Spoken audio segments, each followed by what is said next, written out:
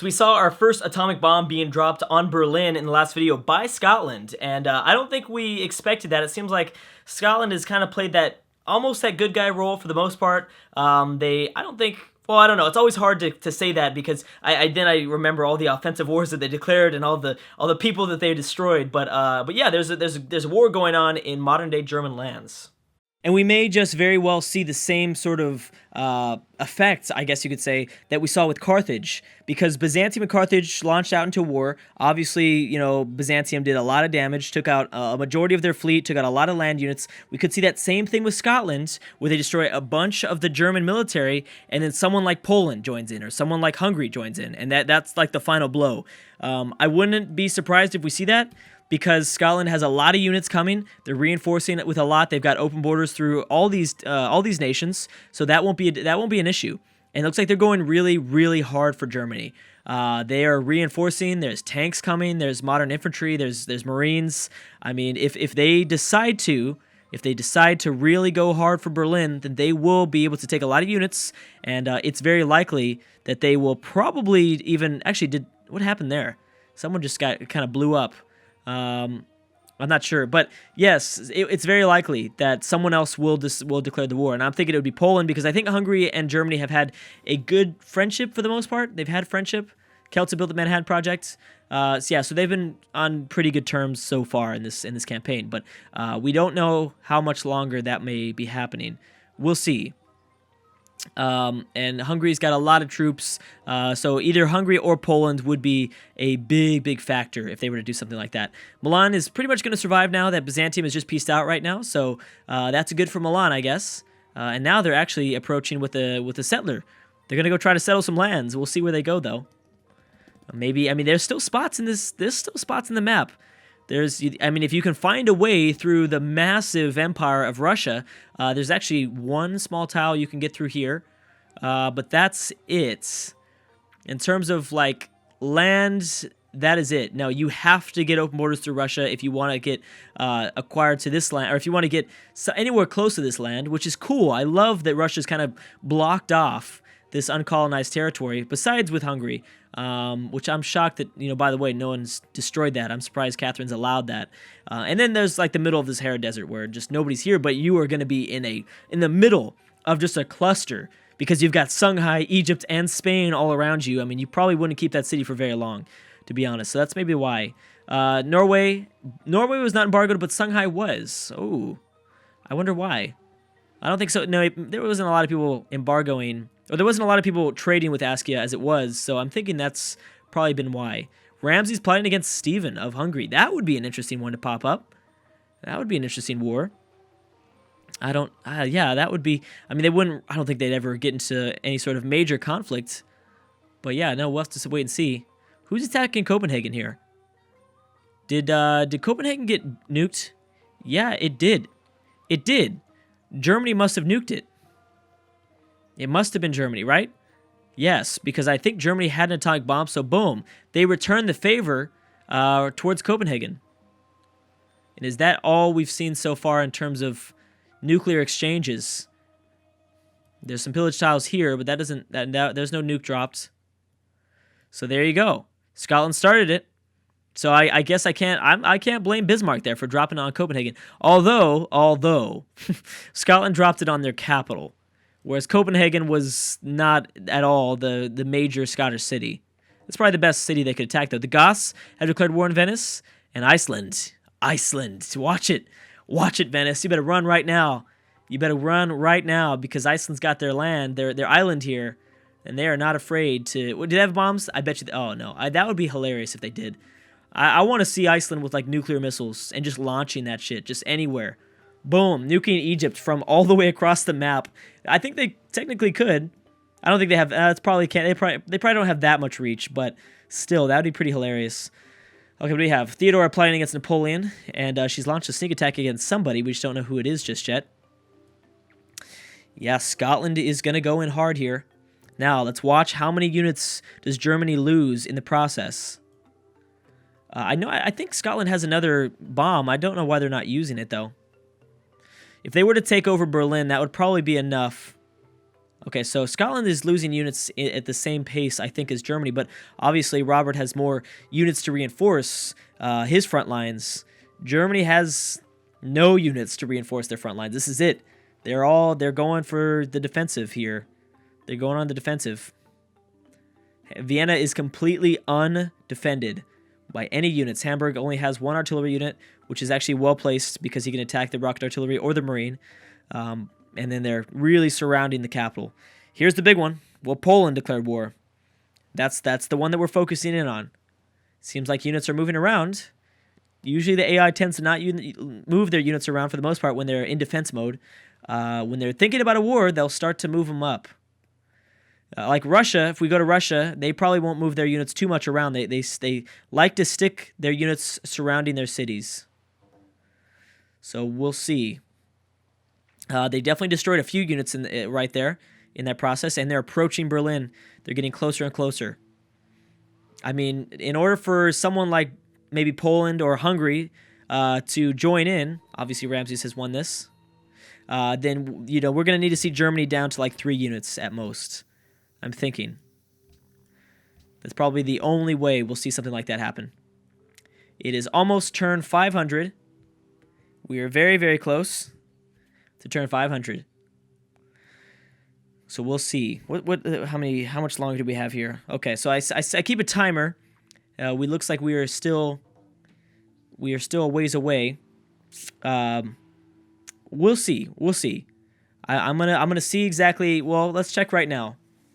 When this turn is done processing, I'm gonna double check and see how much longer Byzantium has, and then we might end it right before a possible cultural victory before I decide exactly what we're going to do with this campaign. I think that's going to be the plan. Byzantium looking good, man. Byzantium is looking so good. They really rebuilt their military quite fast. How about Spain? Has Spain done the same thing? Not, well, kind of. Kind of. They have. Yeah, they have to an extent. Yeah, but they don't really have much to do with it. And Germany is down to 4 units, it looks like. Hungary moving through... Oh, no, they've got some stuff by Hamburg. What is Hungary doing? Denmark and Norway. Denmark and France. Oh, Denmark and France. All right, here you go. Spain and Scotland. Wow.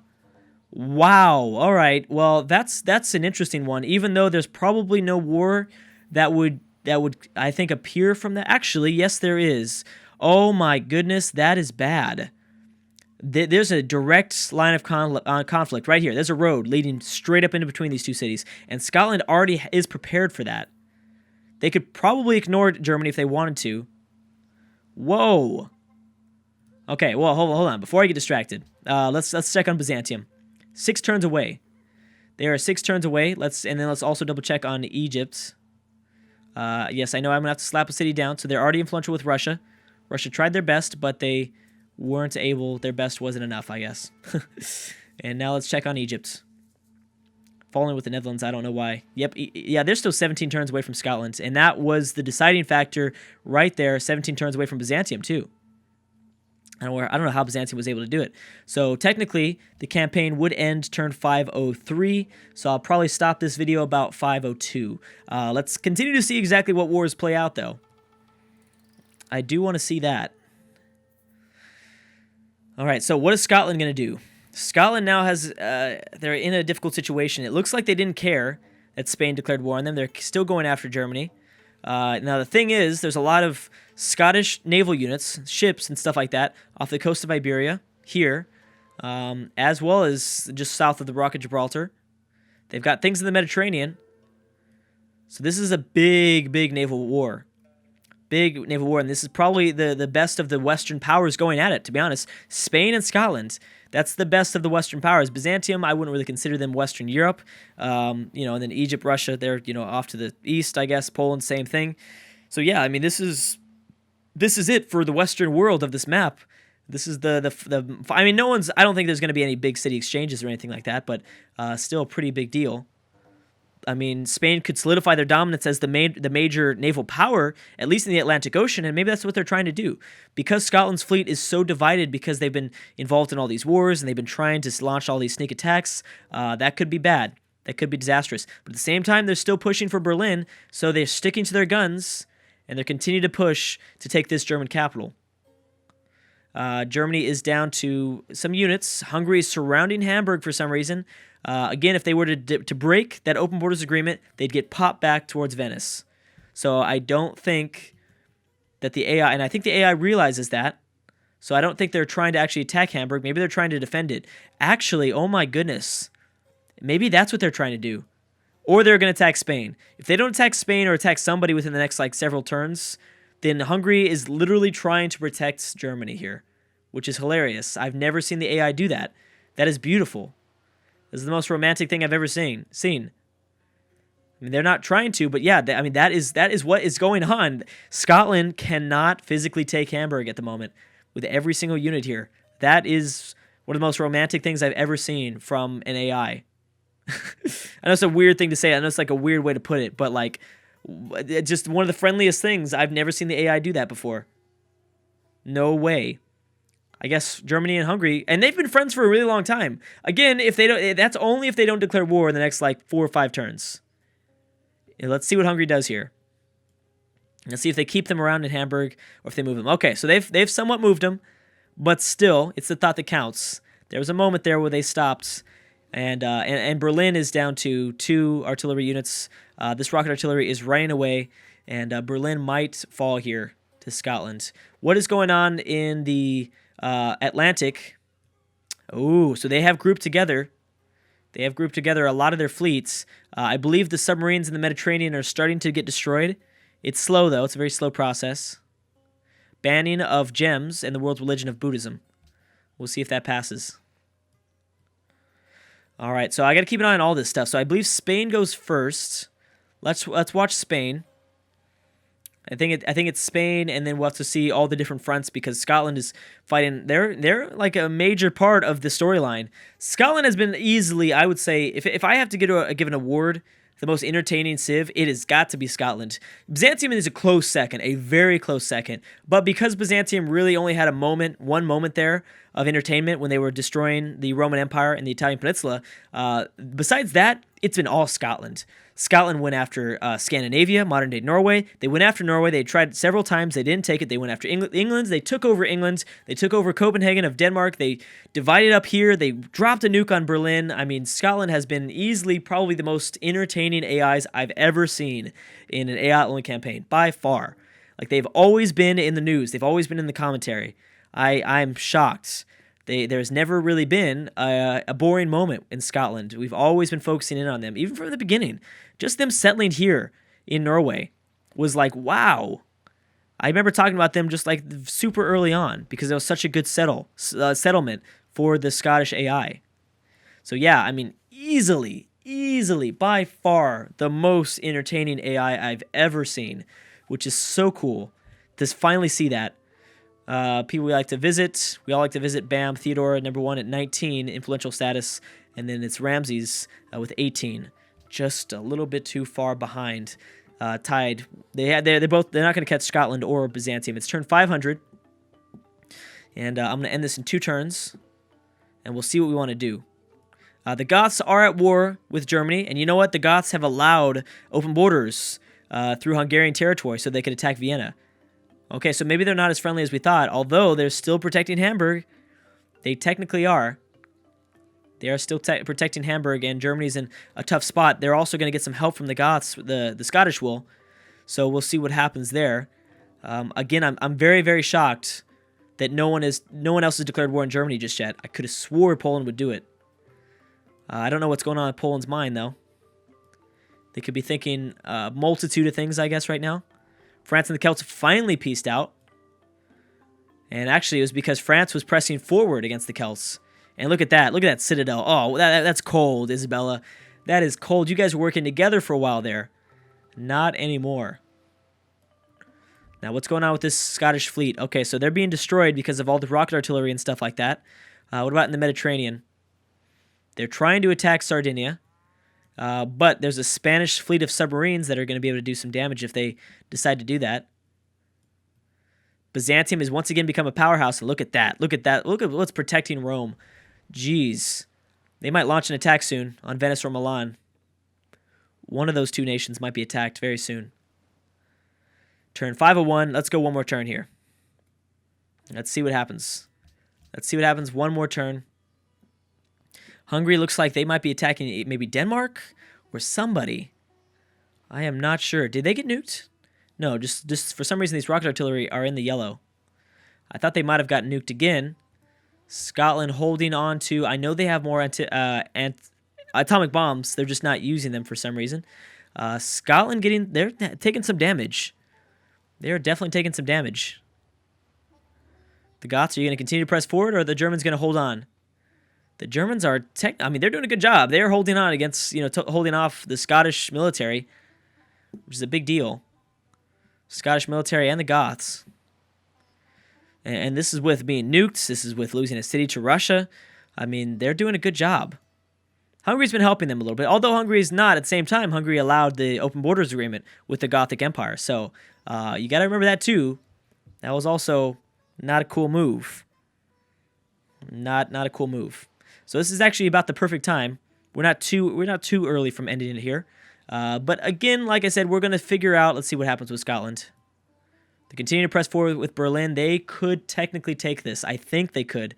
Although Berlin is at such good city defense. 165, that's crazy. And how about here? A lot of the Scottish fleet, as we thought, has been destroyed. Spain is, I think, trying to solidify their dominance as the major power in the Atlantic Ocean in terms of, naval-wise, I guess. But anyways, we're going to stop it there. Technically, Byzantium will win next turn. I'm going to have to drop a city down. Probably drop a city down somewhere behind some mountains or something like that. And I will once again review the comments, figure out what you guys want, what you guys want to see, and we're going to go from there. Depending on what's going on. I think the turns aren't processing too slow, so if you guys want me to continue on, we will. But again, like I said, I don't want to name two winners. So if we do decide to continue on, then I'm not technically gonna name Byzantium the winner because of a cultural victory. I'm gonna do a formula. We'll look at all sorts of different sort of stats, I guess. I'll give Byzantium some points for winning. So, I'll give them some extra points. Look at that, boom, Hittites stealing away some land from South Istanbul. But I can't just. I'm not gonna. I'm just saying I don't want to give two victories like I did. That just doesn't seem fair to me. Byzantium could end up still winning if we do continue onward. Yeah, just want to throw that out there. Try to get what you guys want, and trying to let a lot of people, decide.